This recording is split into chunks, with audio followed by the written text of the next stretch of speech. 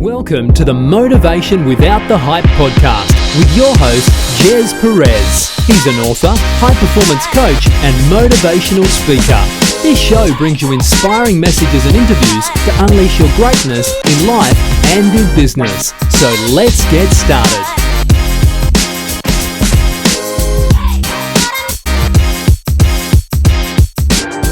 Hi everyone, welcome to Motivation Without the Hype podcast show. My name is Gez Perez, a former procrastinator into an action taker. We bring you inspirational messages and interviews, including motivational insights, tips, principles, and proven strategies that you can take action on without the hype and unleashing your greatness in life and in business. Now, we appreciate you plugging in and spending time with us, and we have a very special guest all the way from Hawaii, and I'm super grateful to have her on our show. Now, it's Colonel Deb Lewis, is a West Point graduate from its first class with women, a retired Army colonel, and Harvard MBA. Deb commanded 3 U.S. Army Corps of Engineer districts, including a $2.1 billion reconstruction program in combat. She survived the attack on the Pentagon on 9/11 while serving on the Joint Staff of Antiterrorism team. Colonel Deb led while under fire, and her experiences help others become better leaders. Her proven strategies, insights, and tools will arm you with exactly what you need in good times and times of crisis. Take note, guys. After a 34-year military career, Colonel Deb and husband Doug Adams embarked on the DHATour, which is Duty Honor America Tour, on October 7, 2010. She drove their RV 26,000 miles. Guys, take note. As Doug bicycled 18,067 miles through all 50 states in 1 year. That is 12 months in support of the military, veterans, and families. Now, today, they continue to work with many nonprofit businesses and leaders to lift up communities. Guys, I am super grateful. And Colonel Deb, it's an honor to have you on the Today Show. Oh, the honor's mine, Gez. You know, what you do and bringing ideas to others to help them in their daily life, and whether it's business or in personal life. How great is that? Your thrive, how you say thrive, I use that a lot. You know, what does that mean? You know, people who are in a bad place, they can't even relate to that. And so the idea is, how do we get them there so they can do it? So I'm eager. Yeah, me too. I'm super pumped. And guys, look, there's so many content, and what Colonel Deb does, she really adds value into the lives of others. And so please, if you're listening and watching to this podcast show, take some notes, get a pen, get a paper, get your notepad, get your iPad, whatever means it is, to gather some information to take action on and get inspiration and empowerment today. I really encourage you. So Colonel Deb, if you can please tell us what you do and who you are in depth.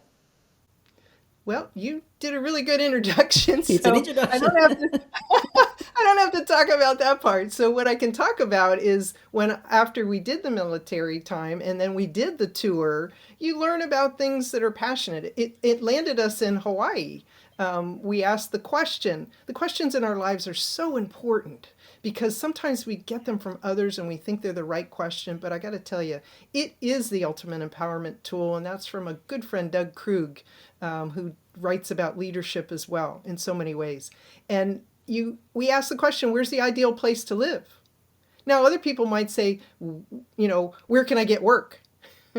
That has no emotion. That's like poof, fall flat. What are you going to do your next chapter? And when I retired, I said to myself, I want to have a greater impact than I did in the 34 years in the military. And I did amazing things in the military. But what's the next step? What's the next chapter? And I know you relate to this completely as you transformed your life to do what you're doing here.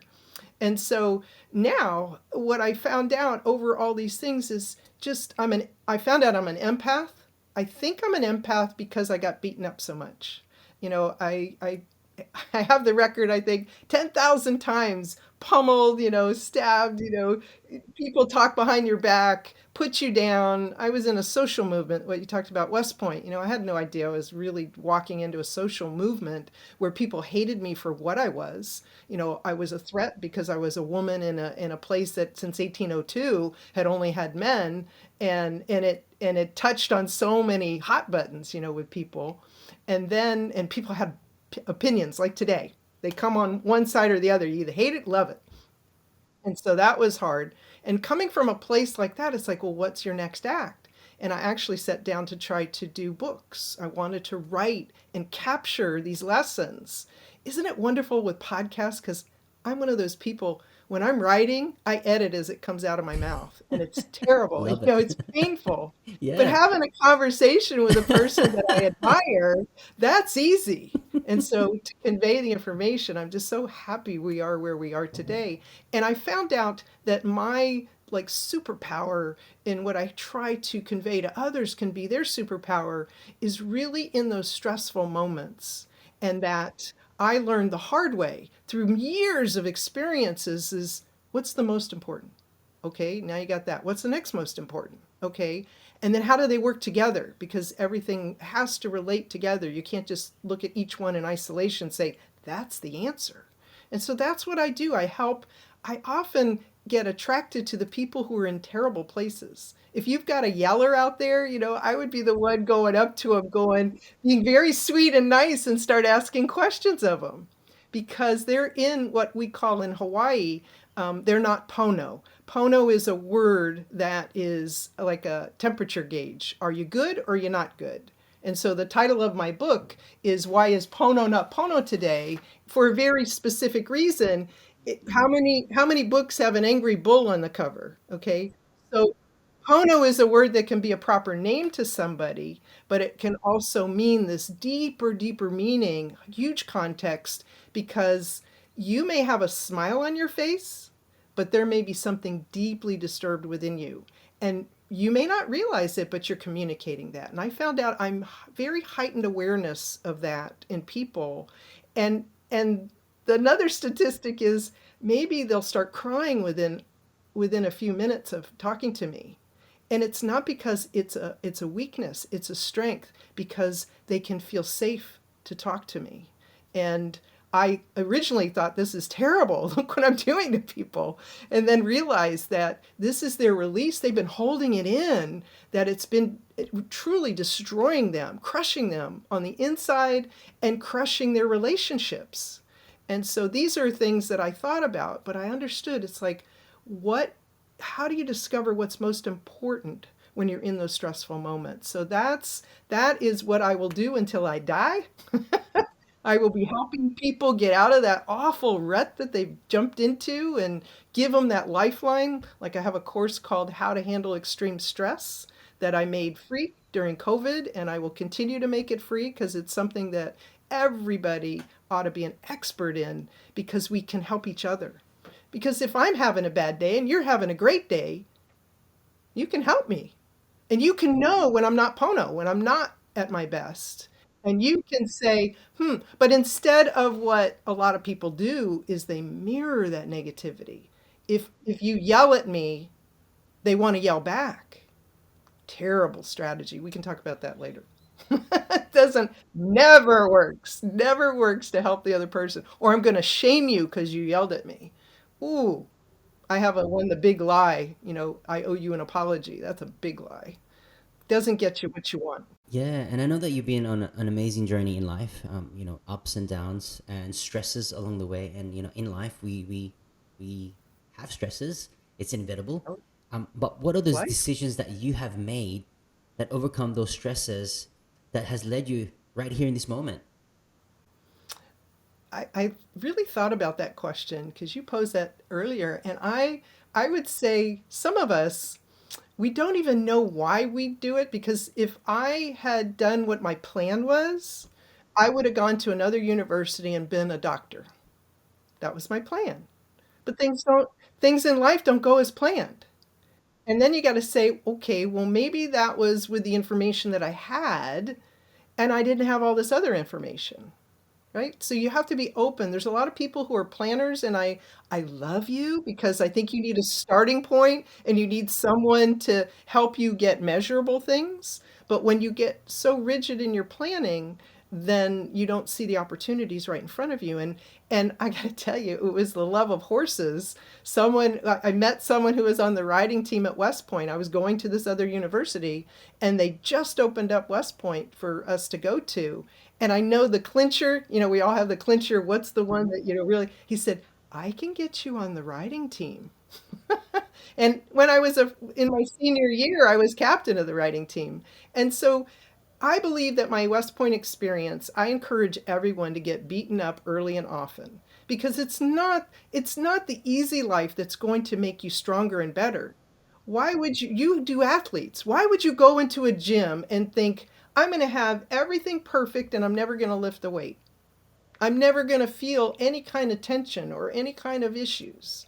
It's in those moments where we push past and find out. And I got that day too at West Point. Push past what we ever thought possible we could do, and then keep doing it and find out our human potential is vast.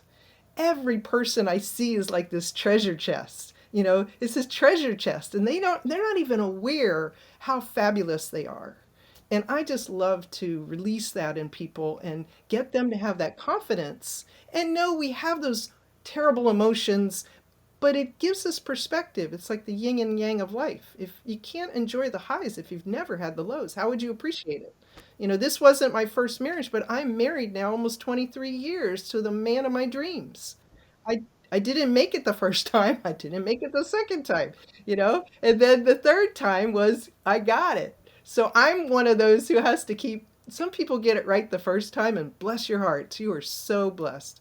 But for me, I have to sometimes learn the hard way, and it doesn't always have to be that way. So how do you just stay resilient? I mean, like you mentioned about pushing forward, and a lot of people don't like pain. They, in their mindset and their experiences, like I've gone through this route again. Why do I need to go this? I mean, like, and then That's they a just question stop. you just asked. Why do I have to? The terrible. It's not a helpful question. Will that get you what you want? I think that I learn pretty often that that when I something negative happens, and I'm not going to call it resilience. I call it mental toughness. That's why my business, Mentally Tough Women. And there's a distinction there because I think resilience is a lot about waiting for the next punch to be landed. And I'm a lot like, if you've ever seen Captain America or Wonder Woman, I give people tools like a shield. And you can see I have a shield here. That's my symbol for mentally tough women. And you want to push through. If you've ever seen the movies, like I love the one where Wonder Woman is in a war zone in the no man's land, they call it no man's land. No man has ever done it. Well, if you just watch that sequence, you see she's got the shield, and there are times she's got to hunker down. But her whole point is how to push through to make things happen. And as she gains success, then other people will follow. Sometimes you've got to be courageous. You've got to go out there and be the first person. And I found out it's painful, but if I don't do it, who will? Who will be prepared? It's like in the gym. If you're tough, you'll be willing to lift up things that you wouldn't. Now, a mother with a child trapped under a car is going to do something to free that child. And why wait till a crisis in order to prepare? So I'm all about preparing. Preparation. How do you build? Because I like that distinction between resilience and mental toughness. How do you build that mental toughness? Like, how do you build that from within so you are constantly growing, preparing, staying courageous? Like, how do you do that? I think I may be answering your question Question. later on. So forgive me. You had some questions later on, but I I think know that it's so I, good. Like, oh, I you're hitting a think lot of it nails at comes the moment. I think it comes from deep within us of who we are as a human being. I think that the ability to do it, I think people do not wake up in the morning wanting to fail. People do not wake up in the morning trying to hurt other people necessarily. Now, I'm not talking about the ones who are criminal and the other ones. I'm talking about most of us. Most of us wake up in the morning and we would love to connect with somebody. We want to have good, strong relationships. We want to achieve things, make life better, not just, and we want to enjoy life too. some people do it for excess because they have unmet expectations. But I think that as we go through our life, if you have that deep inner core of wanting to make the difference and you come up with an obstacle, you have to look at it like we have an obstacle course at West Point. Again, another thing that taught me, obstacle course at West Point. It took me 4 years to get an A plus. Really? The 4 first years. 4 years to get an A plus. Remember, I am competitive. But the other years, you could imagine one of the obstacles looked like it was the worst obstacle ever. I'm 5'5". It was a 10-foot wall. I thought, oh my gosh. You stand next to it and you go, okay, how am I going to get over that thing, right? But I learned, someone coached me and showed me how you can do it. Became my favorite obstacle. It was the easiest one to get over, least amount of energy, key in an obstacle course. Um, but the other one that really took me the 4 years was the rope. Here's one which requires great strength. It was the last major strength obstacle you had to do, very end of a very tough course already. And by then, women invariably, now not today, because a lot of women are powerful women, I've seen it. But imagine my second year, the first year I didn't even get up it. Second year, I got up it. And right as I was getting ready to go above the line you have to touch and then swing to the second level, my hand cramped and then both hands cramped. And then my legs loosened and I plummeted down to the bottom. I didn't break anything.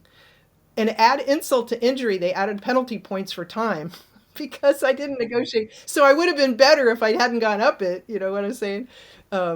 I game things as well. It would have been better not to go up. But then, I'm in me. I said, I'm going to make it up it. And by the fourth year, I finally, you finally figure out what works. And so I'm an engineer.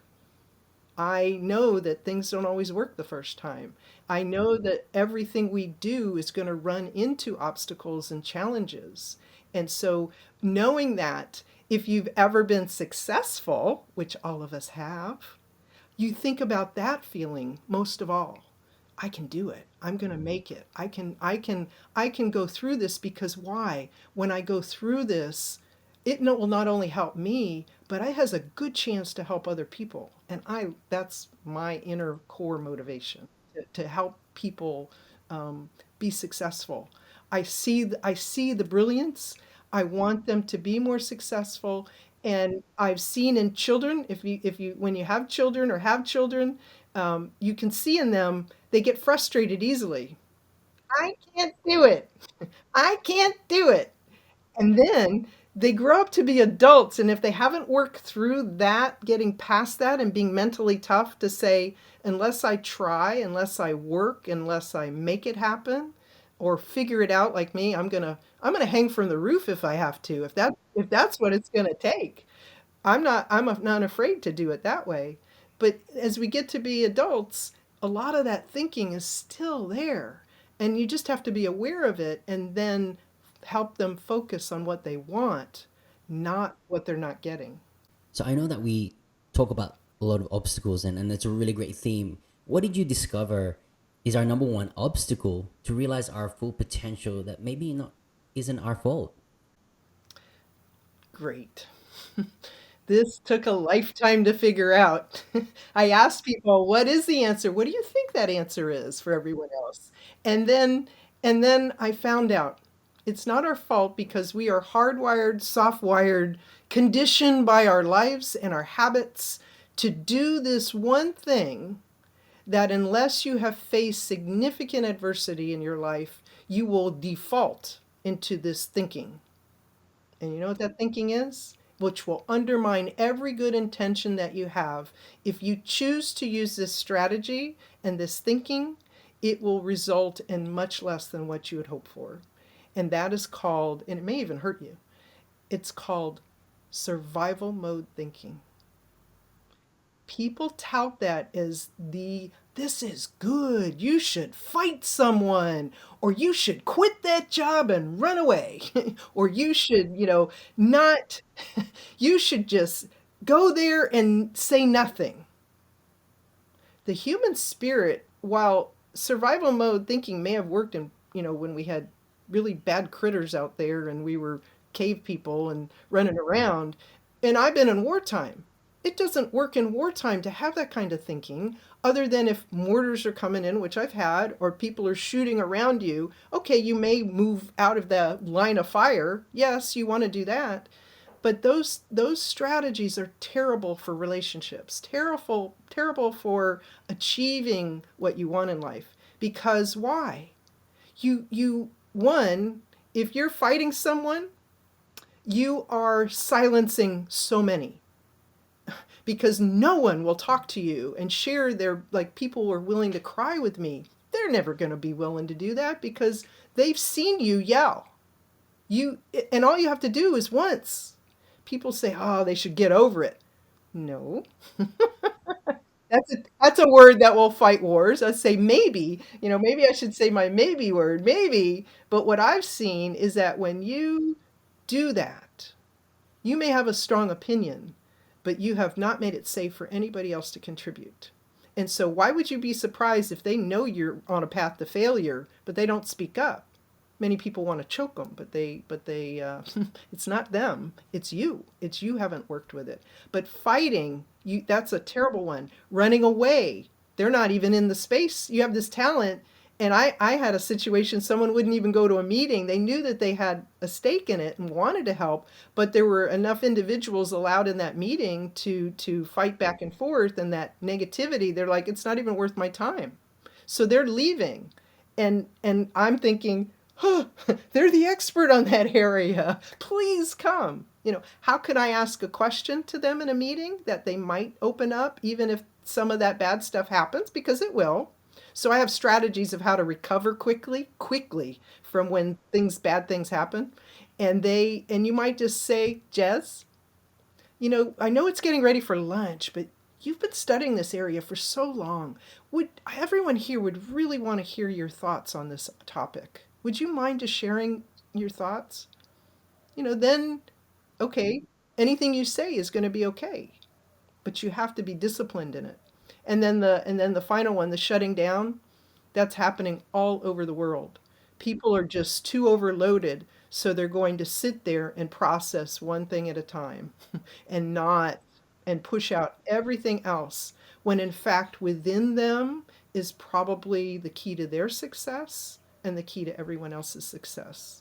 And we're wasting it. We're wasting that potential. And that is what motivates me, what inspires me to say, I've taken a group that used to meet every week for 9 months, and it's a nonprofit, and I meet 4 times to put on an event that involves thousands of people. Why? Because I rely on the talent of the people, that if I give them good guidance, they will run with it, and they do. And the goal is to have an experience that not only lasts during the event, but lasts for the rest of the year, that we're going to help ourselves for the rest of the year. And it does. The goodwill will last. So, long answer to your question, but I think that it gets to the essence of how can you, that mental toughness is really the heart of leadership. Because you might ask me, what's leadership? Because I've been a leader in some pretty big operations and many levels and under like attacks. And my leadership definition is very simple. Our job is to bring out the absolute best in everyone around us.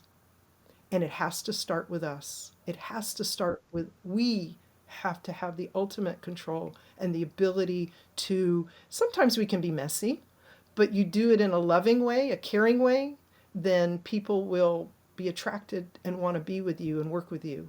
And if your ego isn't, oh, it's got to be my idea, I did that. I bless your heart. I love you, but it's not helpful if you want to achieve more. So I that's love it. it. Like, And you have to do it under stress. yeah, well, All that levels that of stress. yeah, and as a leader, you handle different type of stresses and manage stresses, and you've gone through that journey yourself, and you practice what you preach, and this is the reason why you've been so successful, overcoming this chaos and the stresses in life. But why do we need to armor up with stress skills and tools to use stress to our advantage? Here's a simple way to approach it, and then we can go into more. People say love is the answer, and I agree. Love is the answer to unite us, to bring us together. But nobody told you, I bet. It's really much like an extreme sport. And worse than extreme sport, it's like one of those extreme sports where there's all those holes you can fall into, all those things that can go wrong. And no one told you, for example, that life is like flaming arrows. Maybe they weren't aiming for you, but they're coming your way. And if you don't have a shield or a way to armor up to protect yourself, you will become that. You will be hurt. You will be sidelined. You will waste all. I do not like to waste time. I do like to enjoy time. But if something can be done, for example, I'm not going to languish when someone in combat, they teach you when we're doing bayonet training. One of the things you must remember is when you're cut, you don't stand there going, Oh, "Oh, I'm cut. look at that. Look how terrible that is, and someone's still fighting you, right?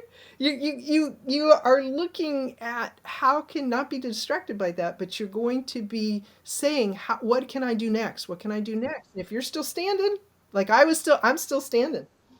There's songs about this. I'm still standing. I've been knocked down by the best. And I'm still standing because I get back up quickly. And like I said, if I have to hang from the ceiling, if I have to leap over here or, come up with a tool, sometimes I talk about leverage because if it's a big rock that I just have to get past, I'm going to go find a crowbar or something that's going to move that thing, find that point which is going to move that heavy weight out of my way so I can make progress. I'm not going to sit there and languish about it. And so if I don't give you the tools in order to do that, imagine Captain America and Wonder Woman, if they didn't have any tools, they would be we're end of story.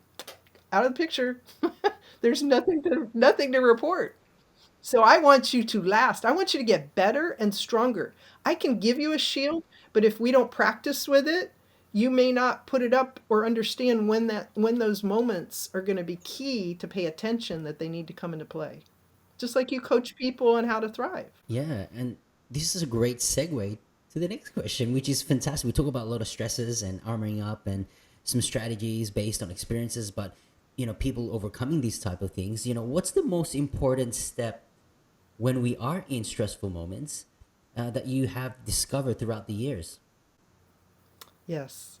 It's interesting. I'm going to answer it with a context statement first. Concepts relate in many ways, chronologically, hierarchically, causal, one causes the other. I mean, there's a whole bunch of ways that things do it. So I study all these different ways that concepts relate. And that question is a beautiful question because it gets to the heart of if I can only do one thing in a stressful moment, what will help me make a better choice in that moment? And it's something so simple and so difficult.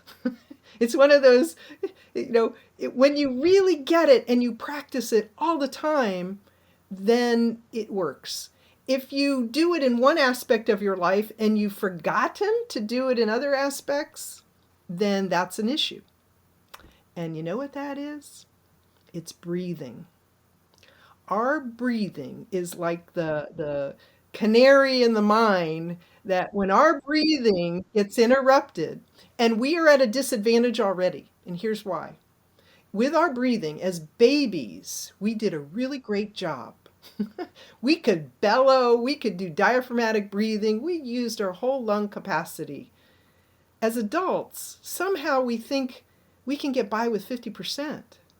And so they've studied this, and 50% of the population only uses 50% of their lung capacity. That's one.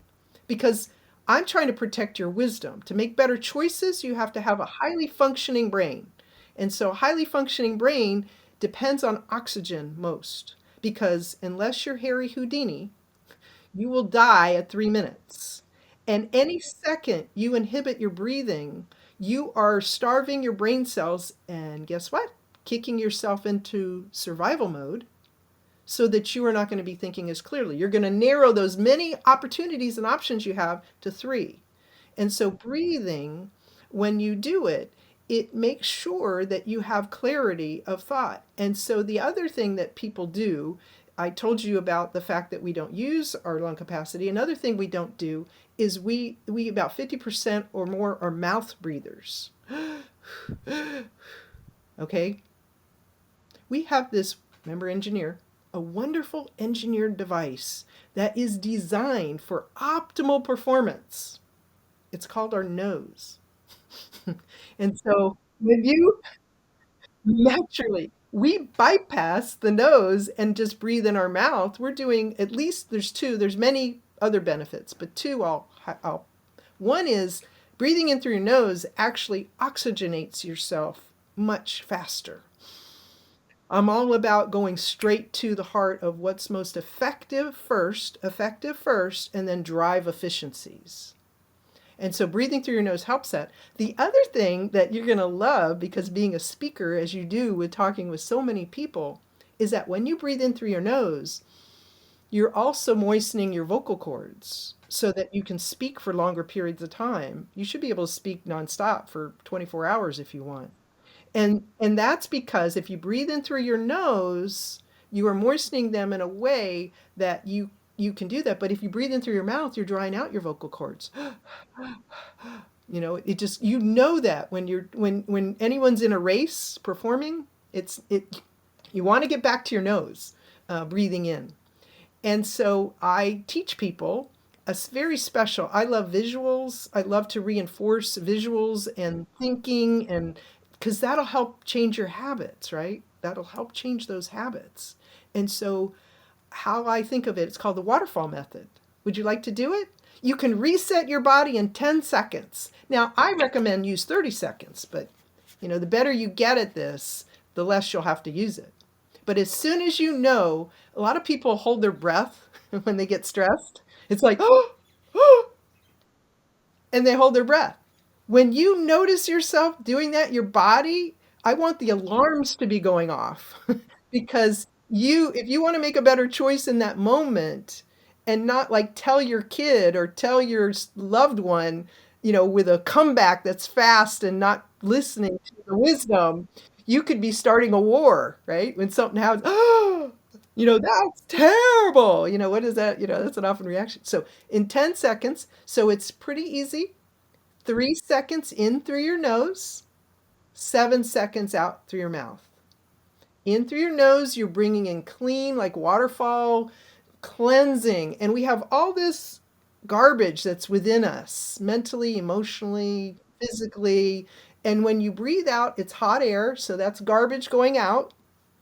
And if you can think of it, I'm going to breathe in and I'm going to breathe out. And whatever that stress and negativity of that stress is, it's all, you just pushed it out of your system, out of your mind, out of sight. 10 seconds. Are you ready to do it? Yep. You do it? I'll give you 10 seconds. Ready? Okay. In through your nose. 1, 2, 3. Out with your mouth. 1, 2, 3, 4, 5, 6, 7. Wow. That's so cool. I You re- love the I'm not- waterfall method. The I'm waterfall not method. teaching you, and I have to say the Levies, who are world-class mindset people, are the ones that helped introduce me to the initial thought that this is something, they have it in their meditations. I am not trying to help you de-stress. I want to make that very clear. I'm helping you reset so you are stronger for whatever's going to happen next. I love that.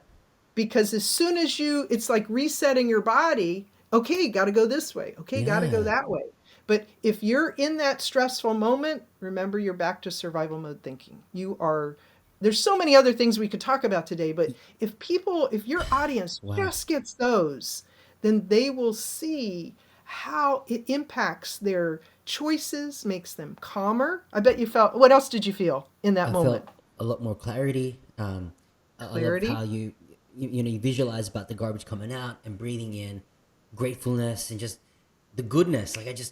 And then just breathing it out and just like, and I love how you said, because a lot of people tend to think this way is that, yeah, I'm doing this to de stress, but don't have that concept or the mindset, hey, I'm going to reset to be more tougher, more stronger, and a lot of people tend to have those moments of, right? And they get dried up right here in the vocal cords, and then it just, again, goes into survival mode. But when you come with, yep, I own it, it's happening, it's inevitable, I just need to breathe in and reset, not de stress. That is so powerful. So I wanted to ask, in those type of moments, and you said about preparation in the beginning of the segment, do we do breathing on a daily basis? So for someone who's kind of listening right now in this podcast show, so wow, this is great. Do I need to do this when I'm stressed? Or do I do this to prepare myself and build better habits breathing every day? What would be your take All, on it? all the all the above. Okay, so breathing is something that a lot of us don't even pay attention to. Everyone says it's natural. It is not under stress. Okay? It is not, as I've just explained, in your daily life. We have gone so far away from what our potential is and our capacity is in order to have clarity, in order to do it. There are people who are great experts on breathing techniques and all the benefits. And so it's something to constantly be aware of. Like when I was thinking about your show, coming on your show. Now most people are terrified to talk to other people, especially someone because we hadn't met before except virtually, online emails and texting and things And like you are that. amazing, by the way. Just want to say that. Love you. I didn't pay you to say that. Thank you. I knew you were fabulous, and all I had to do was test your energy.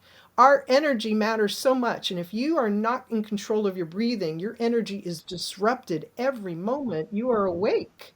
And so you want to get a handle on that. And they've shown you can lose weight. I know that you went through a bout to reshape your body, right? Breathing alone, the deep breathing that you do, even if you just practice it, I like to tie it to something I'm always going to do every day, like brushing my teeth or, putting and you may not put makeup on, but I put makeup on or brushing my hair or just getting dressing. You can do it in these moments. Driving a car, it will not make you pass out because I didn't do it for, 20 seconds or 30 seconds. It's 10 seconds. 10 seconds, 3 in, 7 out. I do it sometimes when I'm driving and I'm rushing to a place because I know I'm going to do something really great there, but I may be late. Some of your audience may be late a lot.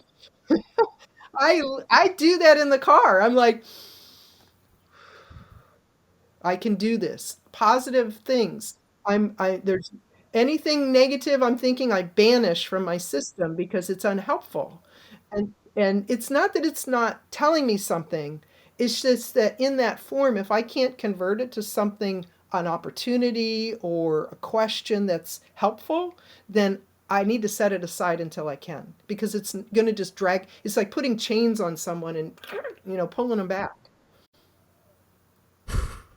There's a lot of mic drop moments in this segment alone, and guys, if you're listening to this for the first time, you got to get connected with Colonel Deb, and I know you just have to rewind because there's just a lot of nuggets and wisdom, just let alone with breathing, but more than in terms of stressful moments, and these are the things that we don't think about, but you've actually put that into awareness that people, yeah, it makes a lot of sense, and I'm gonna take that with me, and I'm really grateful for that, and look, I always ask this question to every guest that's on the show: what is your meaning of motivation without the hype? And how do you use motivation for your personal success? Motivation without the hype to me is, and I was going to answer it. I looked at the question before. I was going to answer it one way. But I think that as a human being, when we are in the presence of even just one other person, like I could tear up right now just because we're together here. Isn't that a miracle that we are here together and magical? And so there's no hype about that. It comes from an inner place that recognizes that we are speaking to the best in each other and we are lifting each other up. And so there's no hype needed for that because if you believe in the goodness of people, and I showed you the picture of Pono, okay? So Pono up here, my goal is to bring you to here so we're happy and working together. And that little girl is the one, there's another whole word and it's in the book, but she brings out the best in him. It has nothing to do with size, it has everything to do with connection. And so when we connect on this wonderful level, the magic happens. It just happens. And so I'm looking at the second part of the question because that was the first part, without the hype. And for my personal success, even if I had a tough day, we all have tough days. Is there a moment before you close your eyes that instead of saying, I gotta get some sleep, I haven't had any sleep tonight, I'm a terrible day today, can you just for one moment, if you have to fake it, do it first. Smile. Find one thing you can smile about. If you can't do it from that day, because I have one, I said I had 21 terrible things happen to me in 24 hours, and that's just because I stopped counting. But if you can think of one thing that can make you smile before you fall off to sleep, and then do the same thing in the morning. Before, I used to be a leaper out of bed and go, oh my God, I'm already behind, because I'm going to keep resetting my button. If you can do like the 10 seconds, just 10 seconds, just go or watch something inspirational. I've been watching different videos. DHATour has a great video. What about now?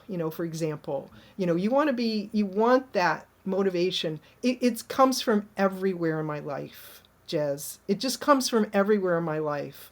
And so throughout the day, and I surround myself with people. I have a dear colleague who's with me now, Alexi, who is quietly, just sitting and will talk to me to make sure that I'm achieving my best. If you have one person in your life who's honest with you, I mean, we can butt heads sometimes because he has an opinion and I have an opinion, but he's a colleague and been helping me to share these things that I'm doing with you. And so that's what I encourage you to have. And if it's only you, you can do it with yourself. Just talk to yourself. I do. I talk to myself. I coach myself. If no one's around and you got to coach yourself, do it. You can do it. I can do this. This is good. But you also have to realize when you're telling yourself the opposite. This is terrible. I can't do this. Remember the little kid again? That's a little kid in you. You can say, I love you, but please sit over there until you're nice, right? Be nice to yourself. Love yourself first. If you don't love yourself, how can you expect others to love you? And so those are the things that I think about from that question. And like I said, I reach in, and even someone deeply disturbed, I'm talking to the hero within. Everyone is a hero within them, where they've been that for somebody. They've done that in the past, but they may have forgotten, and you need to reconnect them to their best. That's a beautiful answer. Just in that moment, I can sense that. I know that you're all the way across the other side of the land, but I feel such authenticity, the person who you are, the value that you provide, and it's all you that and those who are listening right now, really absorb what you're listening and watching on this podcast show, because there's just so much value in alone, and you can rise to the top and you can build that mental toughness, not just resilience, but I love that concept of just that mental toughness. So Colonel Deb, or Deb Lewis, I want to say how thankful I am and grateful for this opportunity time, this time that we're together, and to listen to this. And I'm myself going to really listen to this again and over again, just to not de-stress but to reset at times, and we need that. And thank you so much. It's so many moving parts and just these moments, and I want to say thank you from the bottom of my heart. It's such a privilege to have you on.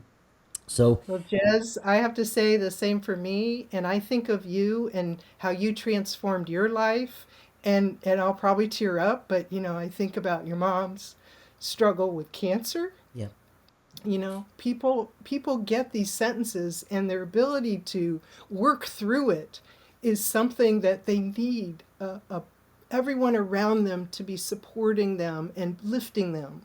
and people are struggling. You'll never know it because they don't talk about it. That's why our suicide rate is so high. So our discussion here, if anyone's listening, it's hopefully they will take it and lift up the people in their lives and listen closely. Like empaths can do it real easily. If you're not an empath, work on it. You can improve those skills so that you can touch these people who are hurting so deeply, and maybe they just need a kind smile. It can be that simple. It doesn't have to be difficult. Yeah.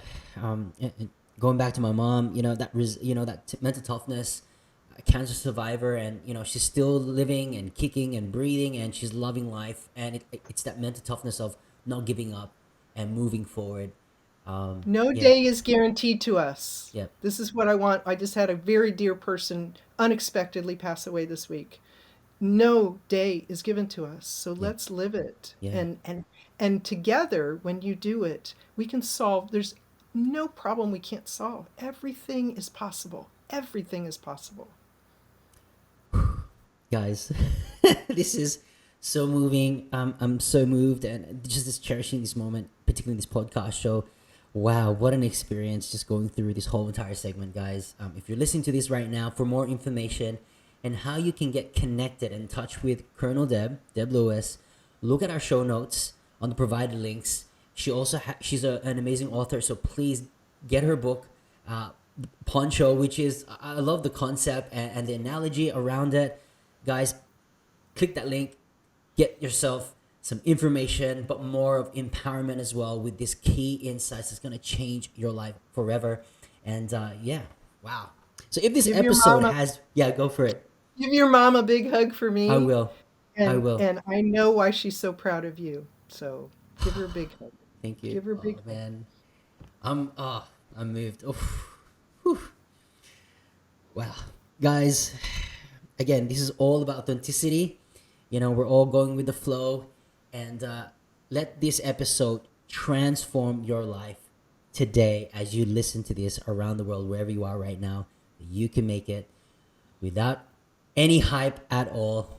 With mental toughness, you can achieve anything. So guys, if this episode has been helpful and uplifting, we would love for you to write a review to inspire more listeners to get plugged in. We will continue to provide high value content in each and every episode. If you don't mind sharing this podcast show on social media by inviting others, it would mean the world to me. Every time you tag me, we will get the opportunity to share those posts, and together, I said again, together, we can make a difference in the lives of others through inspiration episodes just like this. So there you have it. In closing, continue to unleash your greatness and tell yourself that I can, I will, and I must, and I'll see you on the next episode.